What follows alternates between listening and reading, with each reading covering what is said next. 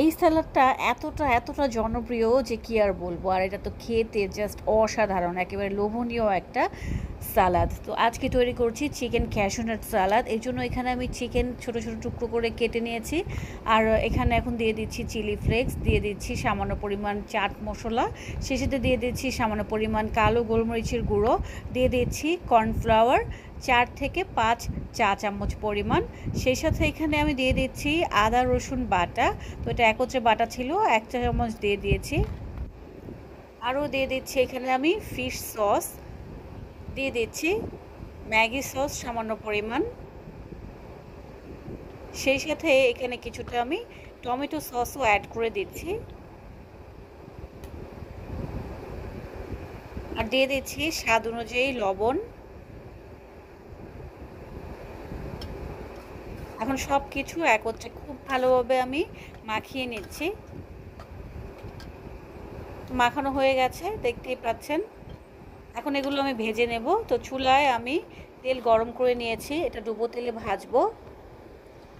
তো এক এক করে সবগুলো চিকেন আমি তেলের মধ্যে দিয়ে দিচ্ছি।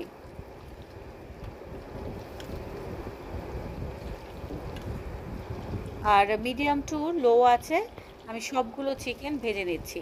আপনারা হালকা ফ্রাই খেতে চাইলে হালকা করে ভেজে নেবেন, আর যদি একটু ডিপ ফ্রাই খেতে চান একটু লালচে করে তাহলে ভেজে উঠিয়ে নেবেন। দেখতেই পাচ্ছেন ভাজা হয়ে গেছে, এখন আমি এটা উঠিয়ে নিচ্ছি। একইভাবে সবগুলো চিকেন আমি ভেজে উঠিয়ে নিচ্ছি। অন্যদিকে এখানে আমি সব কিছু রেডি করে নিয়েছি। এই তো আমাদের চিকেনটা রেডি। এখানে আমি কিছু সাদা তিল ভেজে নিয়েছি, নিয়ে নিয়েছি কাজু বাদাম, নিয়ে নিয়েছি 2টা সিদ্ধ ডিম, নিয়ে নিয়েছি টমেটো, তারপরে হচ্ছে শসা, কাঁচামরিচ আর পেঁয়াজ, সবগুলো আমি কুচি করে কেটে নিয়েছি। এখন দিয়ে দিচ্ছি সামান্য পরিমাণ পিঙ্ক সল্ট, আপনারা চাইলে নর্মাল লবণটাও দিতে পারেন। দিয়ে দিচ্ছি বিট লবণ, সেই সাথে দিয়ে দিচ্ছি গোলমরিচের গুঁড়ো। এখন সব কিছু একত্রে মিলিয়ে নিচ্ছি। আসলে আপনারা যেহেতু এটা সালাদ, এখানে আপনারা ক্যাপসিকাম অ্যাড করতে পারেন অথবা যে কোনো ধরনের সবজিও অ্যাড করতে পারেন। আর যদি কাঁচা না খেতে চান তাহলে সেই ক্ষেত্রে একটু পেঁয়াজটা বা সবজিটা সতে করে নেবেন। তো এখানে আমি কিছুটা টমেটো সস অ্যাড করে দিয়েছি। তো সসটাও আপনারা চাইলে 2-3 ধরনের সস দিতে পারেন, তাহলে আরও টেস্ট আসবে।